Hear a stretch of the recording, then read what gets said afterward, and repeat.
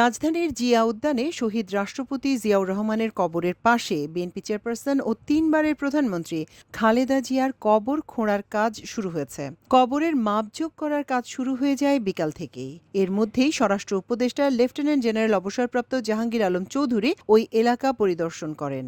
তারও আগে থেকেই ওই এলাকার নিরাপত্তা ব্যবস্থা বাড়ানো হয়। জিয়া উদ্যান থেকে আমাদের প্রতিনিধি সন্ধ্যায় জানান, নেতাকর্মীরা শহীদ রাষ্ট্রপতি জিয়াউর রহমানের মাজারের বাইরে ভিড় জমাচ্ছেন।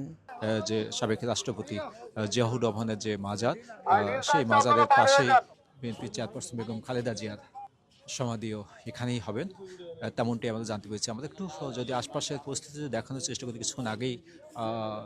কিছুক্ষণ আগেই কিন্তু এই জায়গাটিতে যাতে সাধারণ মানুষ বেশি ভিড় করতে না পারে এবং কবরের যে জায়গা, সে জায়গায় যাতে করে কোনো ধরনের সমস্যা বা বিশৃঙ্খলা তৈরি না হয়, সেজন্য সেখানে আমরা দেখতে পাচ্ছি যে পুলিশ কিছুটা রেস্ট্রিকশন দিয়েছে যাতে করে সাধারণ মানুষ সেখানে ঢুকে কোনো বিশৃঙ্খলা করতে না পারে।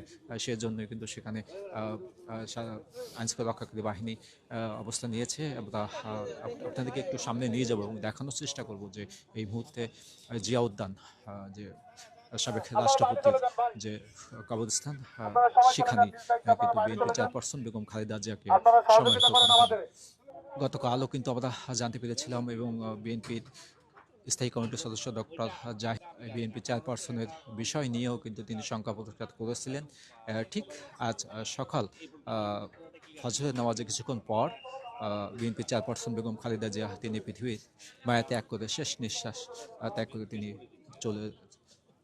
পরপারে চলে গিয়েছেন।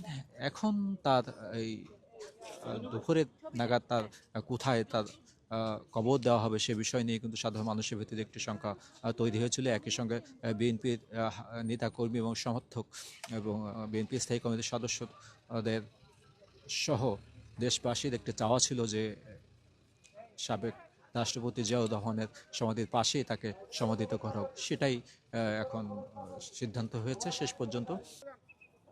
আপনারা দেখতে পাচ্ছেন ইতিমধ্যেই মাইকে অ্যানাউন্স করে বলা হচ্ছে যাতে করে সাধারণ মানুষ এখানে যে ভিড় করতে না পারে সে বিষয়টি কিন্তু নিশ্চিত করা, আইনশৃঙ্খলা রক্ষাকারী বাহিনী থেকে রেস্ট্রিকশন করা হয়েছে যাতে করে সাধারণ মানুষ কিন্তু ভেতরে প্রবেশের জন্য কিছুটা রেস্ট্রিকশন দিয়েছে আইনশৃঙ্খলা রক্ষাকারী বাহিনী। আমরা দেখানোর চেষ্টা করছি সরাসরি। এখানেই আগামীকাল তার জানাজা নামাজ সংসদ ভবন দক্ষিণ প্লাজায় সম্পূর্ণ হওয়ার পর এখানেই তাকে শেষ যে কবরের খোঁড়ার যে প্রস্তুতি সেটি কিন্তু এখন চলছে। ইতিমধ্যেই কখন তার জানাজা হবে এবং কোথায় তার সমাধি স্থল হবে সেটি কিন্তু আপনারা জানতে পেরেছেন। এই সাবেক রাষ্ট্রপতি জিয়াউর রহমানের মাজারের পাশেই বিএনপি চেয়ারপারসন বেগম খালেদা জিয়াকে সমাহিত করা হবে।